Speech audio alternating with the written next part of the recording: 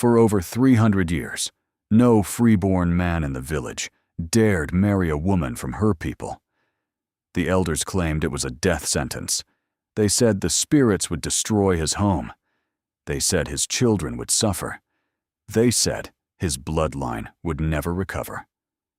Yet one young man looked at the most beautiful woman in the village and decided she was worth the risk. The day he married her, his own family refused to attend. His friends abandoned him. The entire village waited for disaster. Some expected him to die within months. Others believed the curse would strike the moment they had children. But what happened after that wedding shocked everyone and forced an entire village to question a belief that had survived for centuries. Because the curse everyone feared never came, and what happened instead changed everything. And before this story ends, you'll have to decide for yourself whether the village was protecting its people or living in fear of a lie.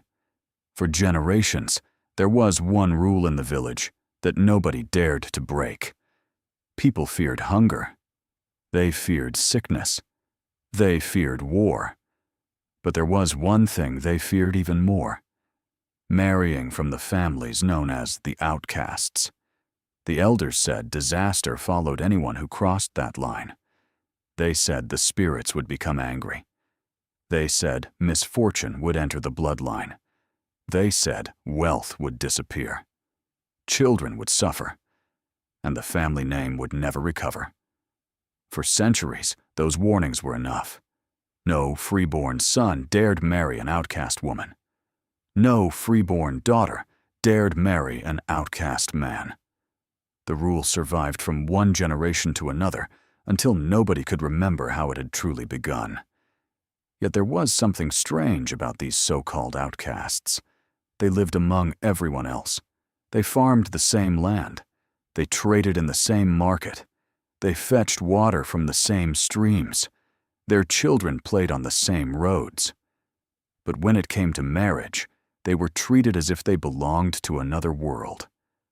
Long ago, their ancestors had been dedicated to the deity of the land. Their duty was to care for the sacred shrine. They cleaned the grounds around it. They maintained the sacred paths. They prepared offerings during festivals. They performed rituals believed to keep peace between the village and the spirits. The entire community depended on their service.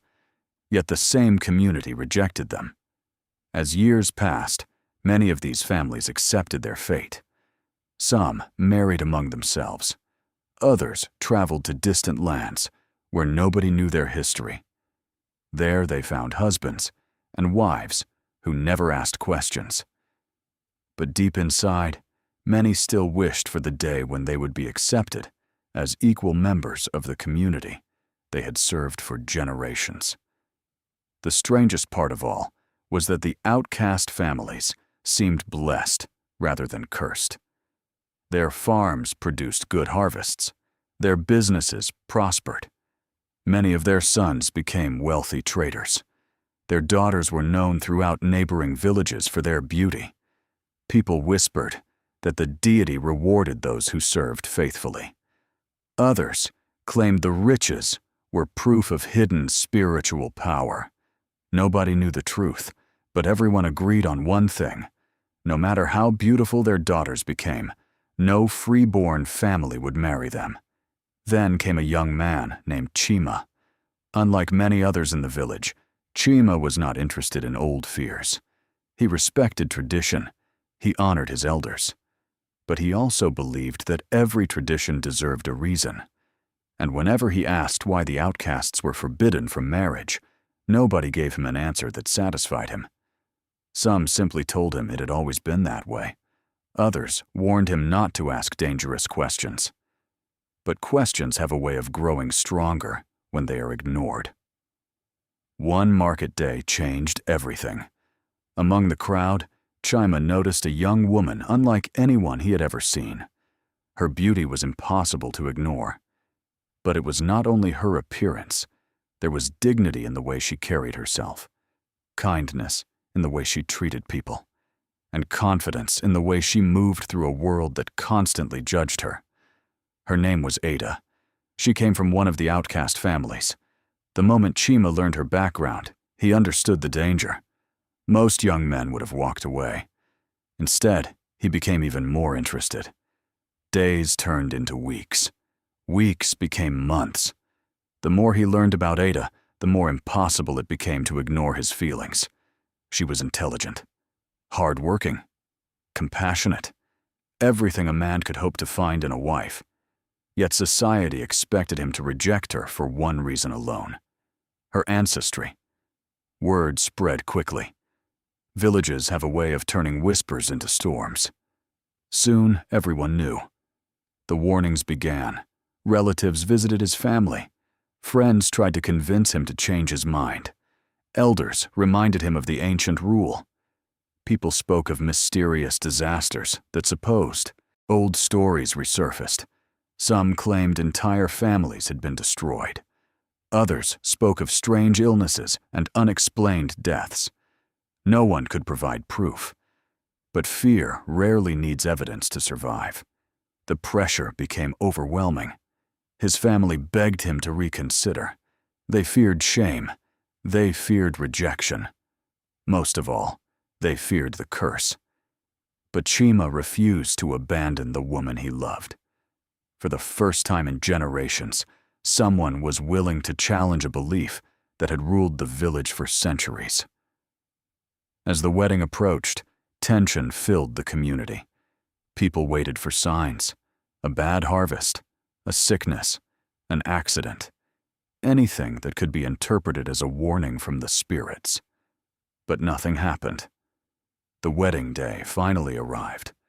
What should have been a joyful celebration became a lonely event. Many relatives refused to attend. Many friends stayed away. Some villagers watched from a distance. Others secretly hoped disaster would strike before the ceremony ended. But the wedding took place peacefully. No lightning appeared. No mysterious tragedy unfolded. No curse revealed itself. After the marriage, Chima and Ada left the village. They moved to a growing city far away. There, they started a new life together. Still, the village continued waiting. Everyone expected the curse to arrive eventually, perhaps after 1 month, perhaps after 1 year, perhaps after the birth of their first child. People convinced themselves that disaster was only delayed. Months passed. Nothing happened. A year passed. Nothing happened. Then came news that shocked the village. Chima's business was thriving. His family was healthy. His marriage was strong. Soon they welcomed their first child, then another. The children grew healthy and beautiful. Years passed. The expected curse never appeared. Instead, prosperity seemed to follow them. Every report from the city told the same story: success, peace, happiness. The villagers became confused. Some refused to believe the reports. Others searched desperately for hidden signs of suffering. But there were none. The family everyone expected to be destroyed was flourishing. As time passed, more young people began questioning the ancient rule. They looked at Chima's life and saw evidence that contradicted everything they had been taught. A few became brave enough to follow the same path. They, too, married from the outcast families. And once again, disaster failed to appear. Little by little, the old belief began to weaken. Yet even today, it has not disappeared completely. Some families still refuse such marriages. Some traditions survive long after people forget why they started. Fear has a way of living longer than truth. And sometimes the strongest prison is not made of chains.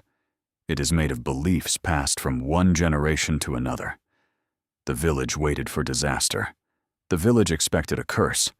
The village prepared for tragedy. But what arrived instead was something they never expected. A question that challenged centuries of fear. If the curse was real, why didn't it come? And if it never came, how many lives had been shaped by a fear that was never true in the first place? Even today, the answer depends on who you ask. But one thing is certain. One man's decision changed a story that had ruled an entire village for generations.